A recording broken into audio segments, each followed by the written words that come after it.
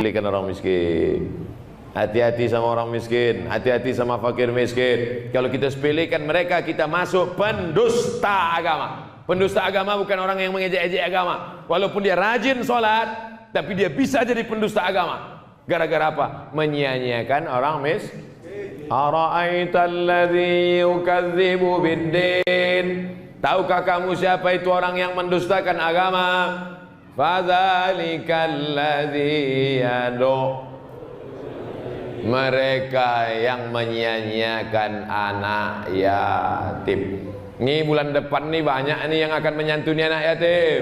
Rajab, Sya'ban, penyantunan anak yatim. Dipajanglah anak yatim.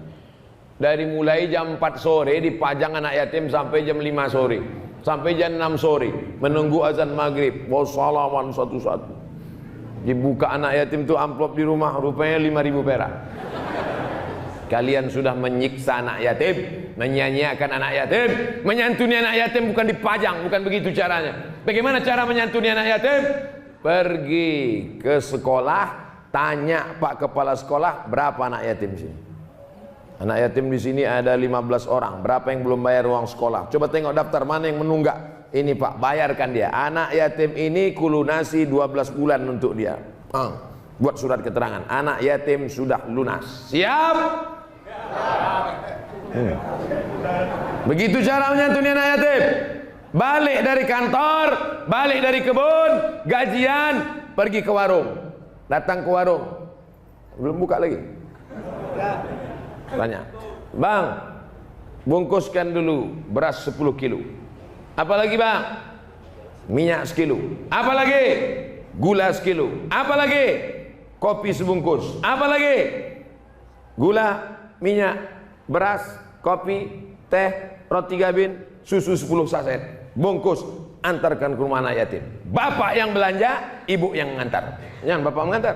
Nanti bapak mengantar, rupanya mak anak yatim itu cantik pula. Udah hancur. Yang susah Pak Kapolsek juga.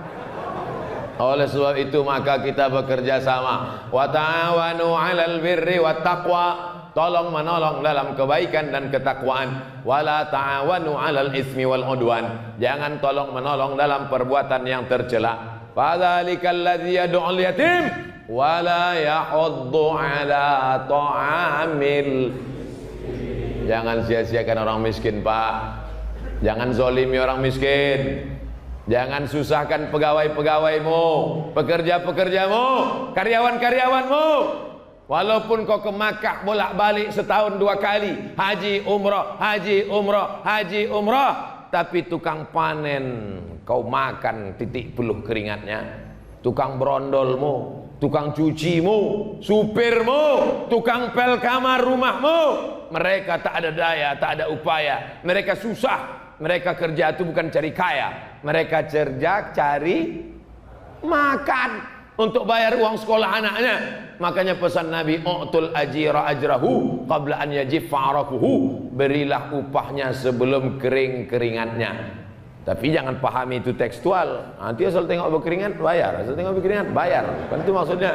Segera bayarkan gajinya. Ada orang nanti yang mati menghadap Allah Subhanahu wa taala bisyamin, puasanya banyak. Wa zakatin, zakatnya banyak. Wa hajin, hajinya banyak. Hajinya banyak, puasanya banyak, sholat sunatnya banyak, tapi tak masuk surga. Gara-gara apa? Gara-gara zolim, aniaya, suka makan keringat orang, memakan jerih payah orang, memakan duit gaji orang. Nauzubillah. Bayar, senangkan hati orang. Idkhalus surur fi qulubil mu'minin. Menyenangkan hati orang. Jangan siksa orang, jangan aniaya orang. Kenapa dia masuk neraka ya Allah? Akala mala haza, memakan harta orang. Wa safaka dama haza, menumpahkan darah orang. Wa daraba haza, menempeleng orang. Wa satama haza, mencaci maki si fulan. Wa qazafa haza, menuduh tanpa bukti. Fitnah, aniaya, zalim, sepele. Jangan kau sangka orang miskin itu susah melarat di dunia. Di akhirat boleh jadi dia lebih dulu masuk surga 500 tahun daripada kita. Pejabat-pejabat, orang kaya di dunia enak, tapi sebentar di akhirat boleh jadi hisapnya lebih lama. Tapi insya Allah yang hadir ini semuanya insya Allah masuk surga. Amin. Man qala la ilaha illallah Muhammadur Rasulullah dakhalal jannah. Siapa yang mengatakan la ilaha illallah Muhammadur Rasulullah dakhalal jannah, dia pasti masuk surga. Semua yang hadir ini sudah mengucapkan la ilaha illallah Muhammadur Rasulullah. Betul? Tadi berapa kali dia katakan? Asyhadu an la ilaha illallah. Asyhadu an la ilaha illallah. Azan 2 kali. Iqamat. Asyhadu an la ilaha illallah. Asyhadu anna Muhammadar Rasulullah 3 kali. Kapan lagi? Waktu sholat. At-tahiyatul mubarakatuh salawatu thayyibatullah. Assalamu alayka ayyuhan nabi wa rahmatullahi wa barakatuh. Assalamu alayna wa ala ibadillahi sholihin. Asyhadu an la ilaha. Jadi sudah berapa kali kita bersyahadat subuh ini? 4. Tahiyatul masjid 2. Qabliyah subuh. Oh, apa pula 4? Ya maaf, ini 4 kata dia. Azan subuh 2, iqamat 1, tahiyatul masjid 1, qabliyah 1, salat subuh 1. 7. Kapan lagi? Waktu berdoa. 7. Itulah makanya kita disuruh salat subuh sebelum matahari terbit. Sudah 7 kali kita melaksanakan mengulang syahadat. Orang yang mau nikah disuruh orang syahadat. Pak, bersyahadat balik ya. Ya. Asyhadu an la ilaha illallah. Asyhadu an la ilaha illallah. Asyhadu anna Muhammadar Rasulullah. Aku nikahkan engkau dengan anakku dengan mahar sebentuk cincin emas tunai. Siap. Rupanya tentara selalu menantu. Kenapa disuruh ulang bersyahadat balik? Karena khawatir mungkin dia tadi melakukan perbuatan dosa maksiat, imannya tercabut. La yazni zina yazni, la yazni zani hina yazni wa huwa mu'min. Ada orang ketika berzina maka imannya lepas. Wala yashribu syaribu hina yashrabu huwa mu'min. Ada orang yang pakai sabu-sabu, pakai narkoba, minum khamar, imannya lepas. Wala yasriqu sariqu hina yasriq wa huwa mu'min. Ada orang yang mencuri, imannya lepas. Orang korupsi, imannya lepas. Ayun zaul iman. Apakah iman itu bisa lepas? Ya. Macam mana iman lepas? Syabbaka baina asabihi, dijalinnya jari jemarinya, tsumma naza'ahu, dicabutnya. Hakadha ayun zaul iman. Beginilah iman itu lepas dari badan. Ini iman, ini badan. Beginilah iman itu lepas dari badan. Kapan iman bisa masuk balik? Hina taba. Ketika dia bertaubat, iman masuk lagi ke dalam badan. Maka kita pun banyak-banyak bertaubat, bukan tauco. Astaghfirullah Rabbal baraya, astaghfirullah minal khataya. Banyak-banyak beristighfar. Dosa kepada Allah insya Allah lepas dengan istighfar. Tapi dosa kepada tukang sapu kita, dosa kepada tukang bersih WC, dosa kepada tukang panen sawit, dosa kepada tukang potong karet, dosa kepada supir pembantu tukang pel, dosa kepada tukang cuci, tukang setrika, bisa kita minta ampun kepada Allah? Mana bisa? Menangis di pintu Ka'bah, ampunkan dosaku kepada pembantuku, tukang pelku, tukang panenku. Mana bisa? Minta maaf, bayar gajinya, belikan kainnya, senangkan hatinya, meleleh air matanya. Kasihkan nasi bungkus ke anak yatim fakir miskin. Waktu dia makan nasi itu meleleh air matanya. Disitulah turun rahmat Allah. Meleleh air matanya, meleleh pula rahmat itu turun dari langit ke dalam rahmat Allah Subhanahu wa ta'ala. Pak Ustadz, saya asal ngasih makan anak yatim meleleh air matanya. Kenapa? Rupanya gula itu pedas betul. Bukan air mata yang itu. Air mata haru karena mendapatkan kebaikan. Insya Allah yang 4 ini kita amalkan. Siap?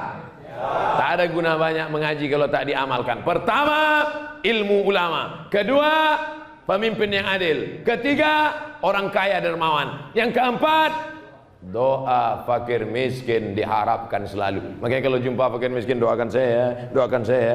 Kenapa pula kita minta doa dia? Kalau memang doa dia makbul, kenapa tak dia berdoa aja untuk diri dia? Iya juga Pak Ustaz.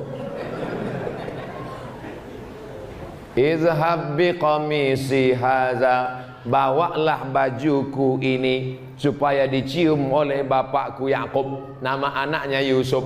Yakub tak bisa menengok buta. Bawalah bajuku ini, kasihkan ke Yakub. Nanti dicium Yakub, ya'ti basira. Setelah diciumnya biji matanya akan terbuka. Apa makna cerita kisah ini? Yakub itu kan nabi kan?